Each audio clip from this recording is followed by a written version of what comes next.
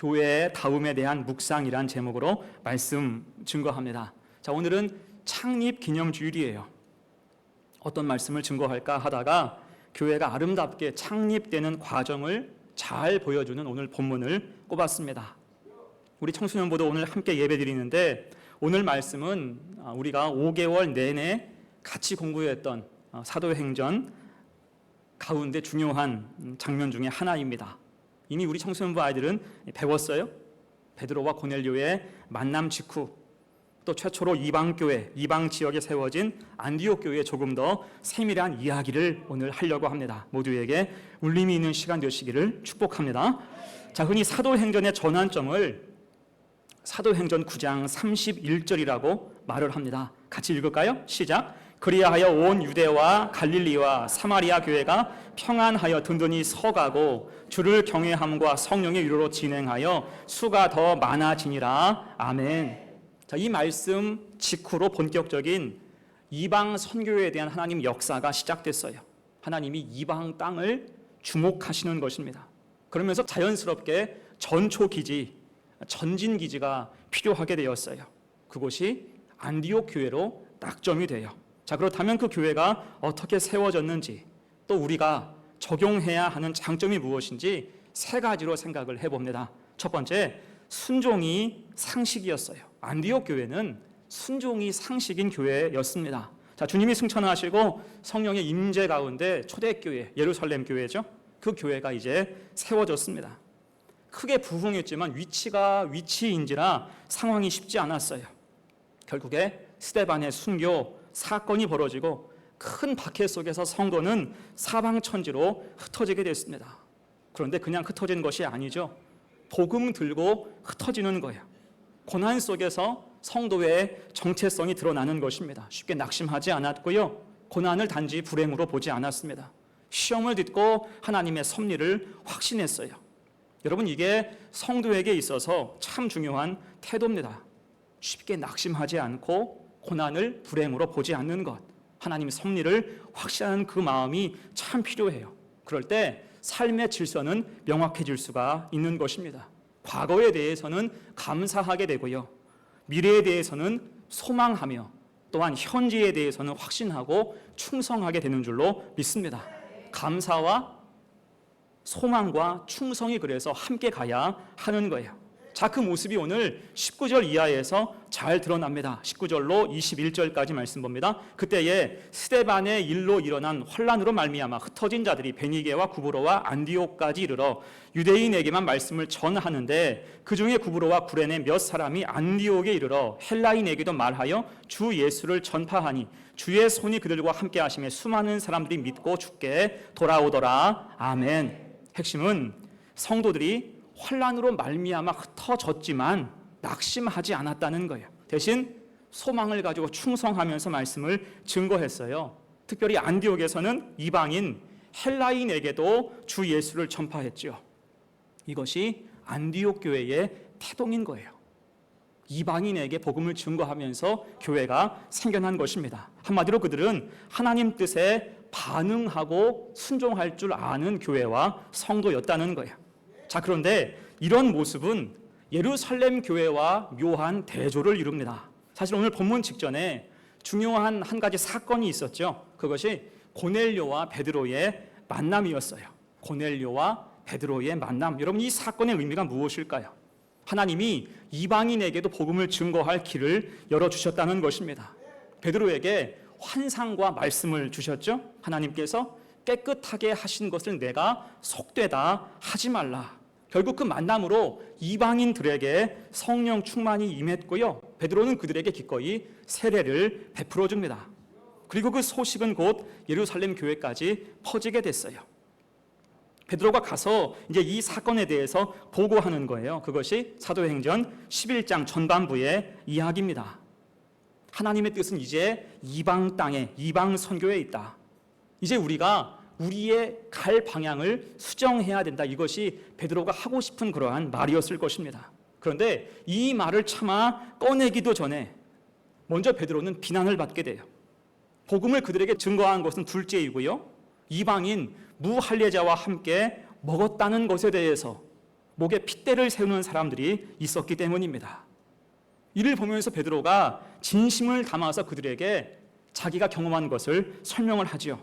그러자 그 말을 듣고 다행히 분위기는 수습이 돼요. 그것이 오늘 본문이 18절 말씀입니다. 그들이 이 말을 듣고 잠잠하여 하나님께 영광을 돌려 이르되 그러면 하나님께서 이방인에게도 생명 얻는 회개를 주셨도다 하니라. 아멘.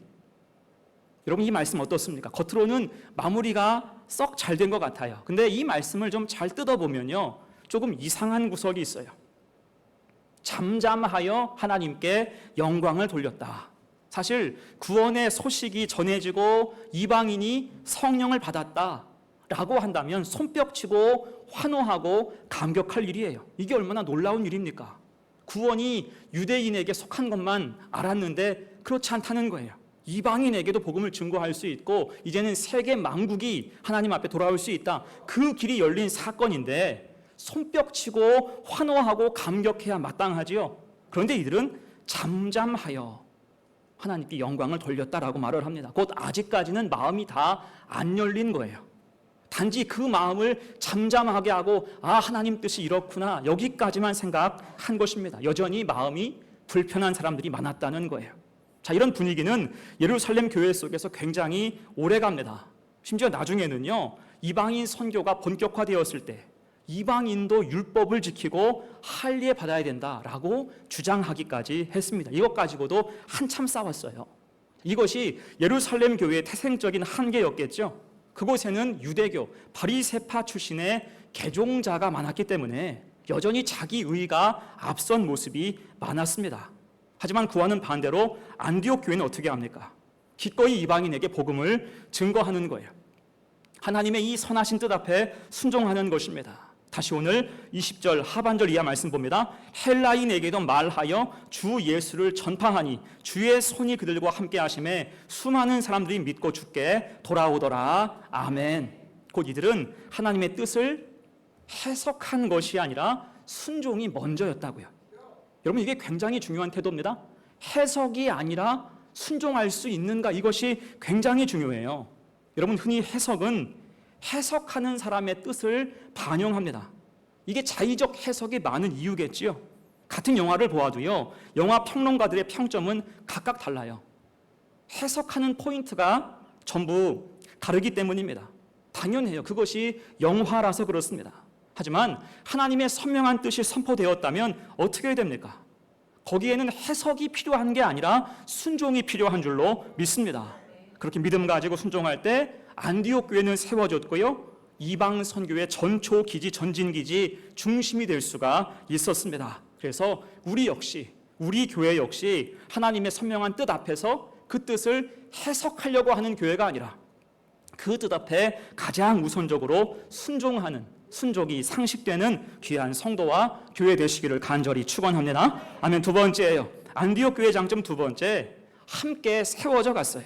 함께 세워져 가는 교회가 안디옥 교회였습니다. 여러분, 좋은 교회는 함께 세우는 교회, 함께 세워져 가는 교회가 좋은 교회예요. 한 사람의 10걸음보다 10사람의 한 걸음이 필요한 곳이 바로 교회인 줄로 믿습니다. 이때 가장 필요한 것이 무엇일까요? 신뢰겠지요. 신뢰. 믿음으로 모인 사람들이 서로 신뢰할 때 동역자가 될 수가 있는 거예요. 여러분, 교회는 신분제가 아닙니다. 교회는 주종관계가 아니에요. 우리 모두는 주의 은혜 아래에서 동역자 관계인 줄로 믿습니다. 오늘 주보에 있는 요절 말씀 함께 볼까요? 고린도전서 3장 9절 시작. 우리는 하나님의 동역자들이요 너희는 하나님의 밭이요 하나님의 집이니라. 아멘. 이 말씀 꼭 기억하세요. 우리는 모두가 다 동역자입니다. 오늘 떡을 하나씩 제가 포장해서 드렸는데 그 떡 보면 그 앞에 문구를 제가 이 말씀을 적어 놓았어요. 우린 모두 동역자다. 잊지 말라, 그런 뜻입니다. 자, 그 역할을 잘한 게 바로 바나바였어요. 이제 예루살렘 교회는 안디옥 교회의 바나바를 목회자로 파송을 합니다. 22절 말씀, 예루살렘 교회가 이 사람들의 소문을 듣고 바나바를 안디옥까지 보내니, 사실 이때 예루살렘 교회가 바나바를 파송한 것은 조사의 성격이 우선이었습니다. 안디옥에 이방인 전도와 부흥의 소식이 있는데 이것이 진짜인가? 그 소문을 한번 확인해 보라는 것입니다. 이에 바나바는 안디옥에 와서 직접 보고 너무나 놀라운 반응을 보입니다. 왜요? 그의 눈앞에 펼쳐진 교회의 모습이 아름다웠기 때문이에요. 은혜가 가득했기 때문입니다. 여러분, 사람은요, 눈치가 있어요. 사람은 분위기 파악을 잘 합니다. 흔히 하는 말로 사람은 온도를 파악할 줄 아는 거예요. 언어의 온도 파악할 수 있죠. 이 사람이 나를 존중하는지 아닌지는 말 몇 마디 나눠보면 금세 알아챌 수 있습니다. 언어에도 온도가 있고요. 사랑의 온도 역시 마찬가지예요. 내가 사랑받고 있는지 그렇지 않은지 금세 알아챌 수 있습니다. 은혜의 온도, 예배 온도도 마찬가지예요. 같이 예배 드려보면 느낌이 와요. 우리 교회는 따뜻한 공동체, 예배 온도가 높은 우리 새빛교회, 교회와 성도가 되시기를 축복합니다. 자, 그렇게 바나바도 안디옥 교회에 와서 예배를 드려보니 성도의 믿음의 모습을 보니까 너무나 좋은 거예요. 그 온도를 쉽게 파악할 수가 있었습니다. 그래서 함께 기뻐하고 축복해요. 23절, 24절 말씀, 그가 이르러 하나님의 은혜를 보고 기뻐하여 모든 사람에게 굳건한 마음으로 주와 함께 머물러 있으라 권하니 바나바는 착한 사람이요 성령과 믿음이 충만한 사람이라 이에 큰 무리가 주께 더하여지더라. 아멘. 곧 여러분, 바나바는 어떤 사람이에요? 좋은 것을 좋은 것으로 보고 인정할 줄 아는 사람. 이것저것 재거나 자의적으로 해석하지 않고 함께 기뻐할 줄 아는 사람이었습니다. 이런 바나바를 성경은 한 단어로 묘사하고 있어요. 24절에서 바나바는 착한 사람이요. 여기서 그를 착한 사람이라고 말씀하는 이유가 무엇입니까? 은혜를 은혜로 볼 줄 알았기 때문이에요. 곧 하나님의 시선에 충실한 거예요. 자기 시선이 아니고 하나님의 시선에 충실한 사람이었습니다. 자, 그렇다면 여러분, 착하지 않은 사람은 누구일까요? 하나님 시선이 아니라 자신의 시선과 입장에 매몰된 사람이에요. 이런 사람들은요, 하나님의 뜻보다 자기 관점이 우선입니다. 그래서 은혜를 보고도 이것이 자기 관점과 맞지 않으면 즉각 꼬투리를 잡으려고 드는 거예요. 출애굽 시절에 정탐꾼들이 그랬죠. 하나님이 그 백성을 대표해서 실제 젖과 꿀이 흐르는 땅, 가나안 땅을 보게 하시니까 그 반응들이 어땠습니까? 자기 관점에서 보는 거예요. 하나님 관점이 아니고. 그러니까 그 땅을 악평했죠. 생각보다 별로이다. 거주민을 삼키는 땅이라고 꼬투리를 잡았어요. 좋은 걸 보여줘도 나쁘게 해석하고 있는 거예요. 그럴 때 그 길이 막히고 말았음을 우리가 기억해야 할 것입니다. 그래서 바라긴 우리 성도들 착한 사람 되시기를 축복합니다.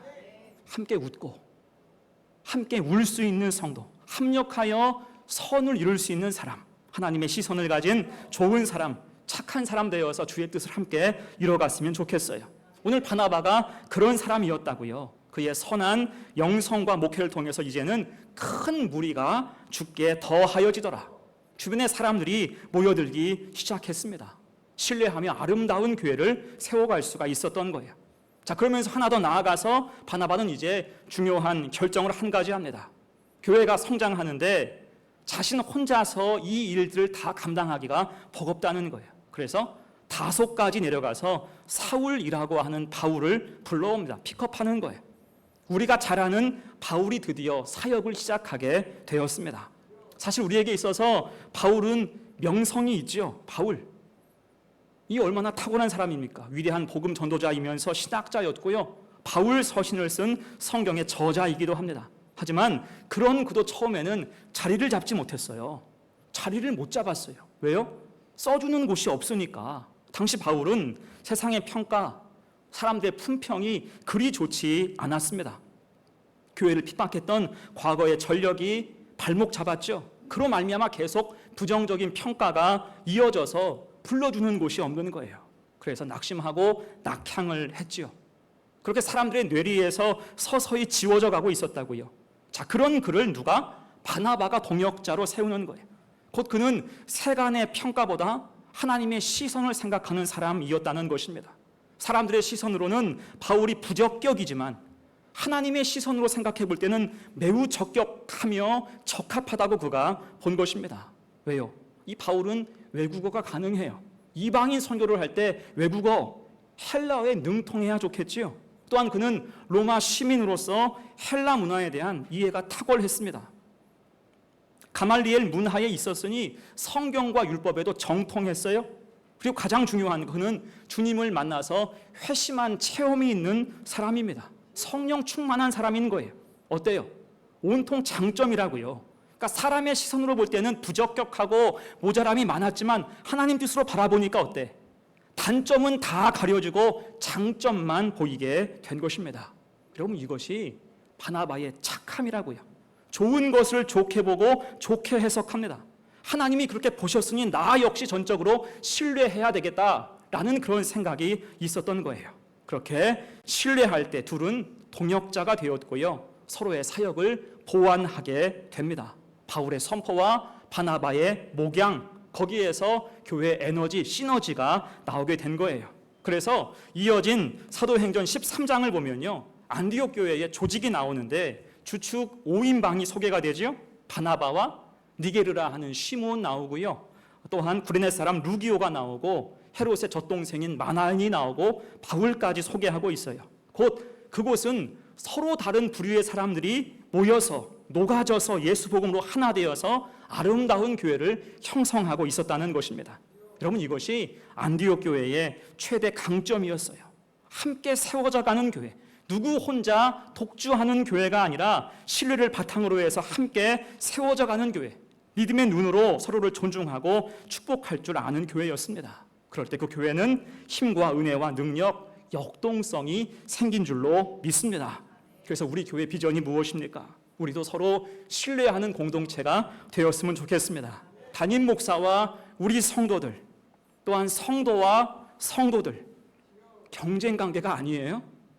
서로 권력을 잡기 위해서 혹은 내가 어떤 주도권을 잡기 위해서 이전 투구하는 그런 공동체가 아니에요. 우리는 신뢰하는 공동체, 주의 은혜 아래에서 합력하여 선을 이루는 교회가 되어야 할 줄로 믿습니다. 그럴 때 세상에 없는 사랑과 섬김, 은혜와 진리가 우리 속에 가득할 줄로 믿습니다. 이 은혜가 우리 속에 가득 부어지기를 간절히 축원합니다. 아멘. 자, 마지막 세 번째예요. 안디옥 교회의 장점 마지막 세 번째는 교회의 가치를 정립하고 지켰다는 거예요. 교회의 가치를 정립했다. 여러분, 교회의 가치는 어디 있을까요? 교회의 가치는 교회다움에 있습니다.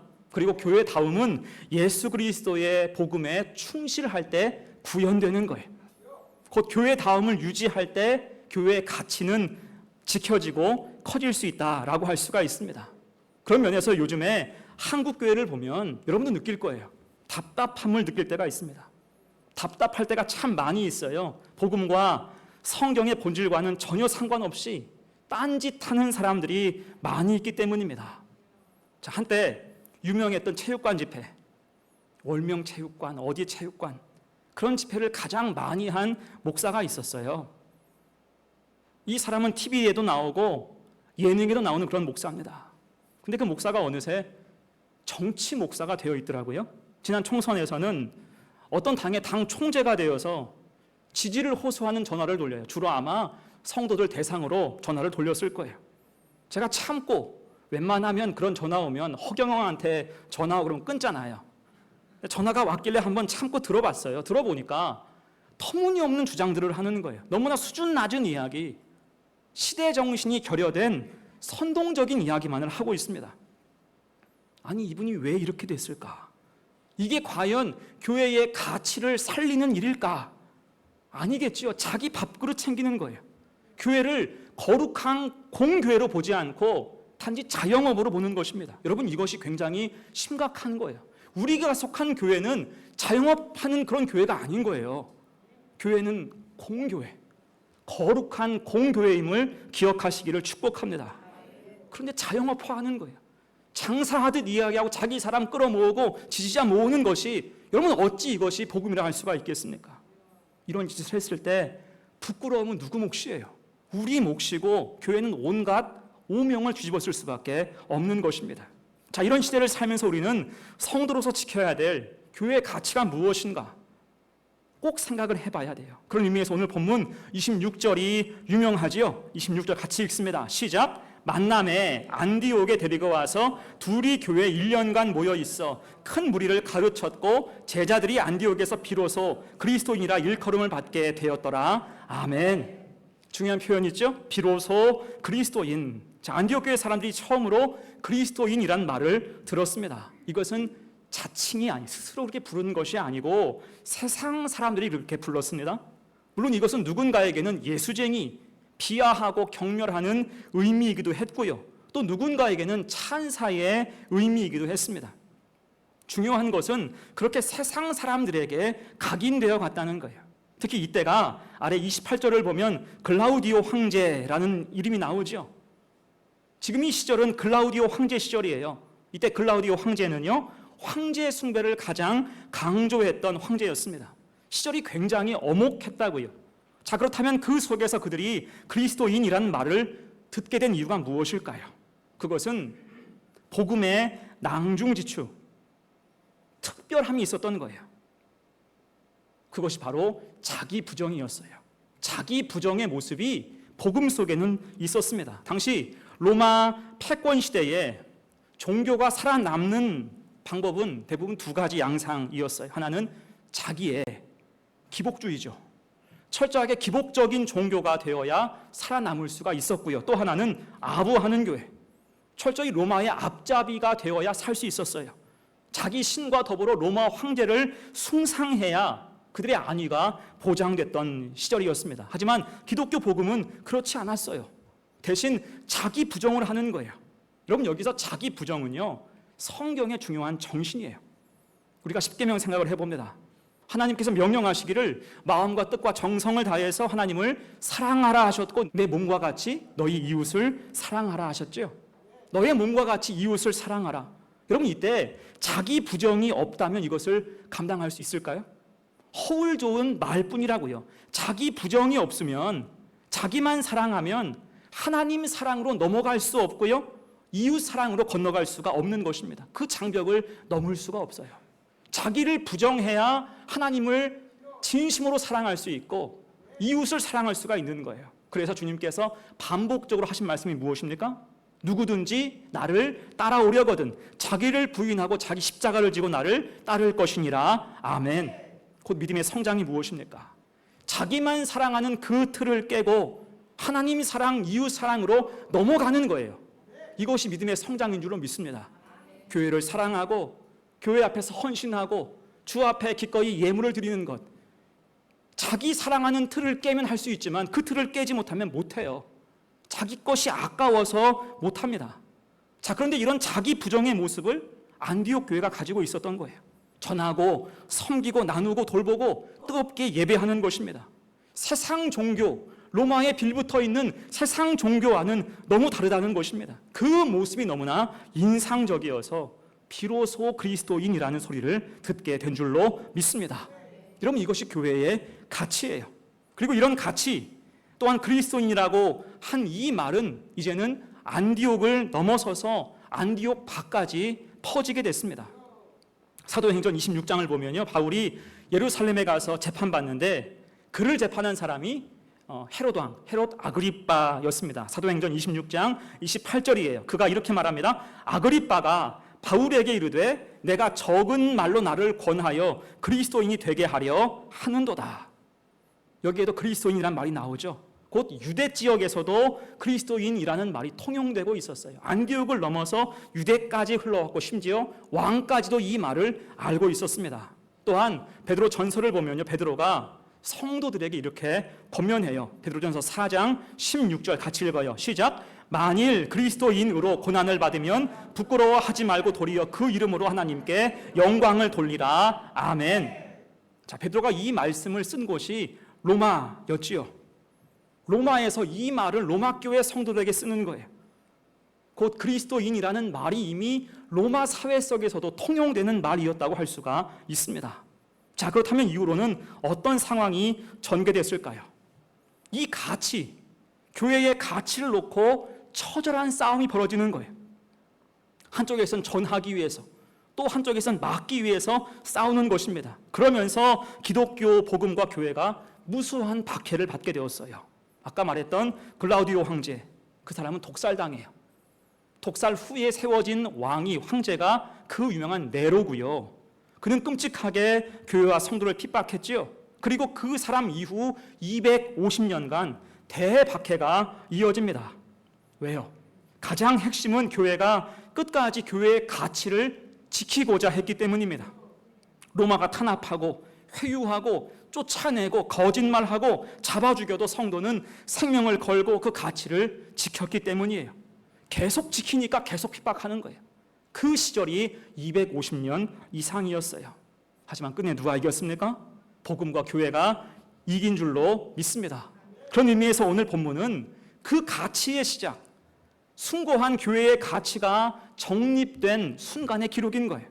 곧 교회의 가치가 정립될 때 교회는 견고한 반석 위에 세워지게 되었고, 또한 하나님은 그 교회를 귀하게 사용하신 줄로 믿습니다. 그래서 오늘 67주년 맞이하는 우리 교회도 교회의 가치, 믿음의 가치를 바로 세우고 그것을 지켜야 할 줄로 믿습니다.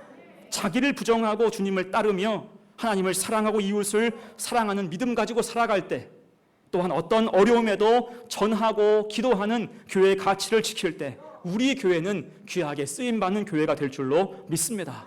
이 은혜가 가득해서 세파에 흔들리지 않고 오직 진리 따라 믿음으로 나아갈 수 있는 복된 교회와 성도 되시기를 간절히 축원합니다. 아멘. 이제 말씀을 마무리합니다. 자, 우리가 아는 것처럼 안디옥 교회는요, 최초라는 타이틀이 여러 개 붙은 교회입니다. 최초의 이방인 교회고요, 최초로 그리스도인이라는 칭함받은 교회입니다. 최초로 선교사를 파송한 교회고요, 최초로 이웃 교회를 도운 교회입니다. 자, 이렇게 중요하게 쓰임받은 이유가 있어요. 그것은 오늘 우리가 알아보았듯이 순종하는 교회, 함께 세워져 가는 교회, 교회의 가치를 정립한 교회였기 때문입니다. 그래서 창립 67주년을 맞이하는 우리 교회도 그런 교회, 이런 교회가 되었으면 참 좋겠습니다. 이 가치를 지킬 때, 이 모습으로 순종하고 함께 세워져 갈 때 우리의 영역은 여기에서 그치지 않고 더 넓은 곳, 더 귀한 은혜 앞에 서서 주신 사명 앞에 충성하고 그 열매로 주 앞에 영광 돌릴 줄로 믿습니다. 함께 전진해가는 우리 성도들 다 되시기를 간절히 축원합니다. 아멘.